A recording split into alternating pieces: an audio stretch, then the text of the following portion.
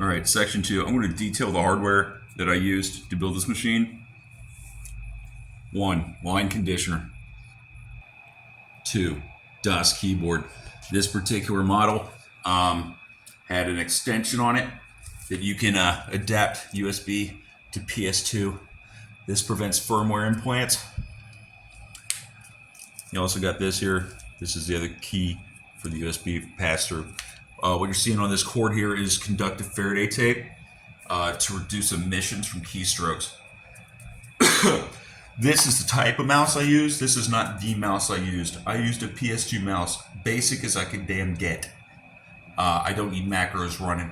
So this is actually really affordable, and I don't think there's any weird brains in it to do anything. Next, on to the display cable. All right, display cable, also covered in Faraday tape. Excuse me, sorry, it's so close. I don't remember what connector I used. This is DisplayPort, works just fine. All right, I used a Fractal Design silent case. This is not that. That case is out of operation. It had a window on it. I don't like flashy shit. What I have in here is an Asus Q87M Corporate Stable Edition. I put a Xeon processor in there, equivalent to a Core i5. The RAM here, we got a DDR3, 32 gig total. I cranked it up as high as it could be, which was 1600 megahertz.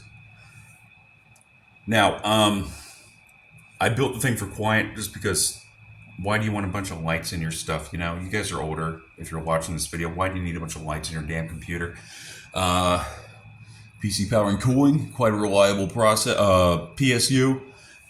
Now, the interesting thing about this, you can see in here, if you look at the schematics especially, there's a jumper to disable ME.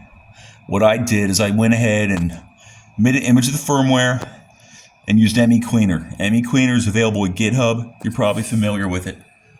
As well as that, I modified the firmware to include a custom designed artwork, you know, that I thought was pretty cool, instead of the Asus logo. Additionally, I was able to stop. Let me rewind. This used to have LoJack for computers installed on it because it's a corporate model. As you might be aware on the Unix wiki, there's a section on LoJack for computers. They actually removed the LoJack functionality in the most recent edition of the firmware for this motherboard because of the Spectre and Meltdown attack problem. And I finagled my way into putting a fresh ROM onto the BIOS chip, which is removable on this model, thereby eliminating the burnt-in serial number of the motherboard and the MAC address of the NIC. The computer still functioned just fine. I got some tools, some AMI tools. I think it's an AMI board. I got some AMI BIOS tools that run in DOS. One day I'm going to screw around with them, and, you know, circumstances permitting, God's willing. By the way, shouts out to who? To Zeus. Additionally, I preferred SanDisk. I like the SanDisk. Western Digital bought them later. SanDisk was killer. They're probably fine now. I got no problem with them at this point, but anyway, let's move on. One more thing. Uranus has a lot to do with technology, and I want to tell you guys, this kid Daniel Alverson owned the people trying to own him. This is the end of part 2.